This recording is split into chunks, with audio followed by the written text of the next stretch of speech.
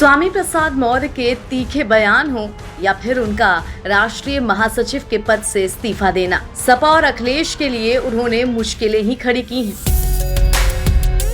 राज्यसभा चुनाव से पहले ही अखिलेश यादव को एक और बड़ा झटका लगा। एक तरफ स्वामी प्रसाद मौर्य ने सपा के महासचिव पद से इस्तीफा दे दिया, तो वहीं पल्लवी पटेल ने राज्यसभा के चुनाव में सपा के प्रत्याशी को वोट न देने का निर्णय ले लिया। अपना दल कमेरावादी की नेता सपा विधायक डॉक्टर पल्लवी पटेल ने राज्यसभा चुनाव में सपा के उम्मीदवार को वोट नहीं देने की बात कह दी है। पीडीए या उन्होंने जो अपने आप को कहा कि एमएलसी, तो उसके बाद अब वोट अब करेंगी कि नहीं करेंगी? देखिए, जो लोग मुझे जानते हैं वो बहुत अच्छे से समझते हैं कि एक बार जो मैं कमिटमेंट कर देती हूँ मैं उससे पीछे नहीं हट। अब सपा महासचिव के पद से स्वामी प्रसाद मौर्य के इस्तीफे की वजह से पार्टी के भीतर भारी सियासी खींचतान मची हुई है।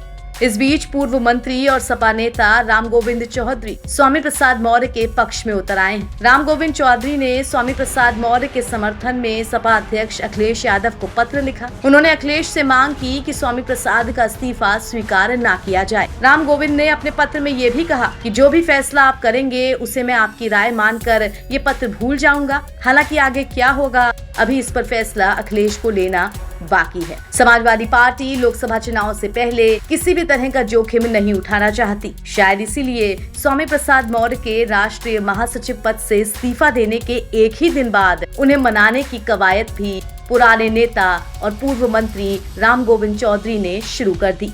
उन्होंने सपा मुखिया अखिलेश यादव को पत्र लिखकर कह दिया कि स्वामी प्रसाद का महासचिव बने रहना ही सपा के हित में है, इसीलिए उनका इस्तीफा न स्वीकारा जाए। अब भले ही सपा में डैमेज कंट्रोल की कोशिशें तेज हो गई हों, मगर इसे इस नजरिए से भी समझा जा सकता है कि सपा के कई और बड़े नेता भी स्वामी के भगवान राम और सनातन के प्रति बयानबाजी से परेशान हो चुके थे। खुद शिवपाल से लेकर मनोज पांडे तक ने स्वामी के सभी बयानों को उनका निजी बयान बताकर अपना पल्ला झाड़ा। स्वामी प्रसाद मौर्य ने एक विवादित बयान दिया है। उनका कहना है कि हिंदू महासभा ने विभाजित किया भारत को। उनका व्यक्तिगत है, समाजवादी पार्टी का बयान नहीं। स्वामी प्रसाद क्या क्या बोल रहे हैं इस पर मैं कोई बयान नहीं देना चाहता हूं।